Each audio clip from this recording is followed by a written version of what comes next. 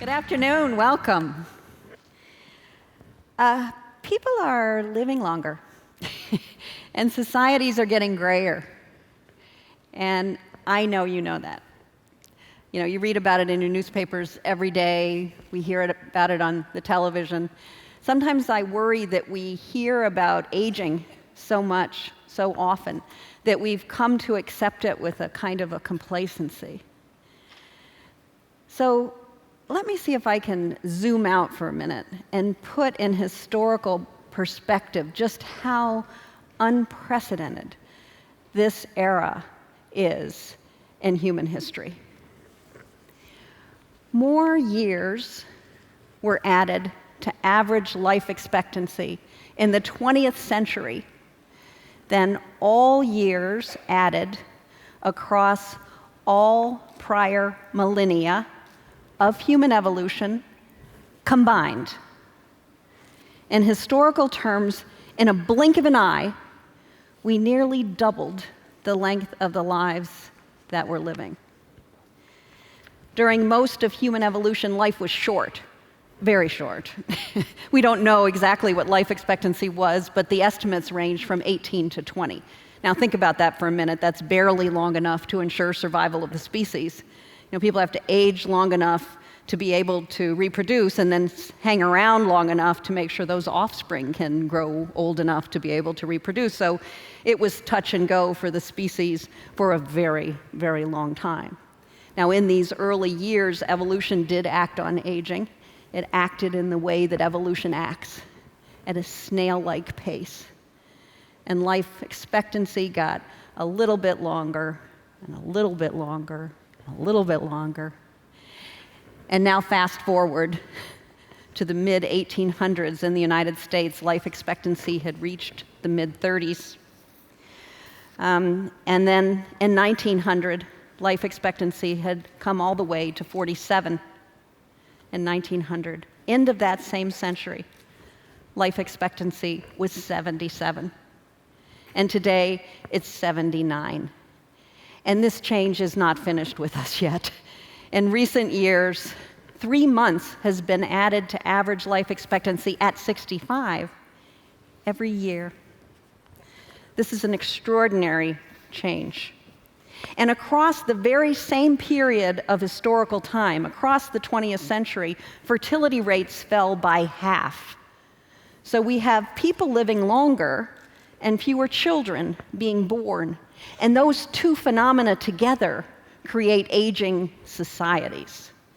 So we could have had an increase in life expectancy without aging societies, but the proportion changed because of these two dramatic changes happening at the same time.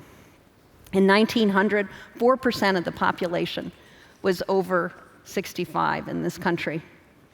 Today, 14% of the population is over 65, and by 2030, 20% of the population will be over 65. And by the way, we are the young kid on the block compared to other developed countries. In Japan, already 20% of the population is over 65, and that percentage will go to 28% by 2030. These are game-changing numbers. You know, every aspect of life as we know it is going to change because of these changes in society. Now, I want to be clear that the innate capacity to live longer hasn't really changed. To the best of our knowledge, we're no genetically hardier than our ancestors were 10,000 years ago. What changed, and changed dramatically, are the odds of making it to old age. So, as recent as 1950, and in every country on this planet, the population distribution was shaped like a pyramid. Okay, you have many little ones, young ones at the bottom, and you see this pyramid winnowed to a tiny peak at the top, population pyramids. And what is happening to this pyramid in the developed world is that it's being reshaped into a rectangle. And for those of you who get chills from biostatistics, my people, these are the ones that should do it, because what this means is that, again, for the first time ever, the vast majority of babies born are having the opportunity to grow old. This is a stunning accomplishment. Now, the story of how we somehow launched ourselves into this era of very long life doesn't really begin with a story about old people. It begins with a story about babies. In the United States, 25% of babies that were born in 1900 died before they reached 5. Many more died by the time they hit 12. And death was common at all ages. Maternal mortality was very high. It was unusual for any family to escape the death of one of its closest members. Life expectancy increased in the 20th century mostly by saving the lives of the youngsters, of the little ones among us. And that's how those arithmetic means went up so dramatically in the first half of the 20th century. So how did this happen? How did we do this? Well, in a word, culture. Culture accomplished this.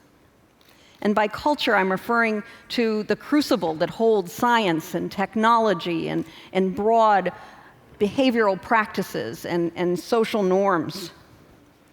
Scientists discovered how diseases were spread. And communities instituted grand public health programs that vaccinated people against diseases that they would never have to suffer. We didn't stop there. We pasteurized milk. We purified the waterways. We didn't stop there. Discovered electricity, and with electricity came refrigeration. And with refrigeration, the safety of the food supply and the entire population improved. We didn't stop there. We implemented the systematic disposal of waste, garbage collection. And there are historians who write that you have your garbage collectors to thank as much as your physicians for this increase in life expectancy because of the dramatic reduction in the spread of contagious disease. We didn't stop there. As fertility rates fell and we had fewer children, we as a society said we're going to invest more in children. And public education was implemented in every state in this great nation so that all children could read and write, not just the privileged few. And today, education at some point in adulthood becomes a better predictor of life expectancy than age. A stunning cultural achievement. In other words, what we did in the 20th century, I should say what our ancestors did in the 20th century, was to build a world exquisitely designed to support young life. And so here we are, standing at a point in human history where 4, 5, and conceivably 6 generations will be alive at the same time. Never before in human history. A stunning accomplishment of culture. And you might think that people would be dancing in the streets and shouting and cheering and say, isn't this great? So many people are living into their 80s and their 90s and making it to 100. We've got more time to spend with the people we love and to realize our goals and pursue our dreams. But that's not the response that we're hearing today. Instead, individuals are worried. They're worried about their own aging, about their own futures, their bodies, their minds, their financial security. Policymakers are very concerned about the sustainability of social programs like Social Security and Medicare. And the actuaries? Oh, the actuaries are terrified because they just see these numbers going up and up and up. The crux of the matter is this. Humans are creatures of culture. We look to culture to tell us when to get an education, when to marry, when to start families, when to work, and when to retire. And life expectancy increased so fast that culture hasn't caught up. You know, though ageism is often invoked as the reason that we are not more accommodating to older people, I think it's more that we live in a world that was built literally by and for young people. Those were the users just a century ago. The physical and the social environments are really designed with young people in mind. Think of that the next time you're going up a flight of stairs and your knees are hurting, or running across an airport trying to catch a flight and it's a mile from one gate to the other. These whole systems were designed with young, fast, strong people in mind. We need to change culture, and we need to change it now. Medical science, a key part of culture, has focused mostly on cures for acute diseases and less on the prevention of chronic diseases that now face us. We need science and technology to figure out ways to keep our bodies strong and healthy for 100+ years. And just as sure, we need to build bold, new, lifelong social investments that will produce healthy and engaged populations long past 65. We need infrastructures and social norms that encourage contributions of older people. And we need to do this because if we build a culture that supports long life, top-heavy with experienced older citizens, we will have a resource never before available in human history. We will have millions of older citizens with deep knowledge about practical matters of life, interested in younger generations, and motivated to make a difference. Societies won't only be saved if we make these changes. Societies will grow stronger. Thank you.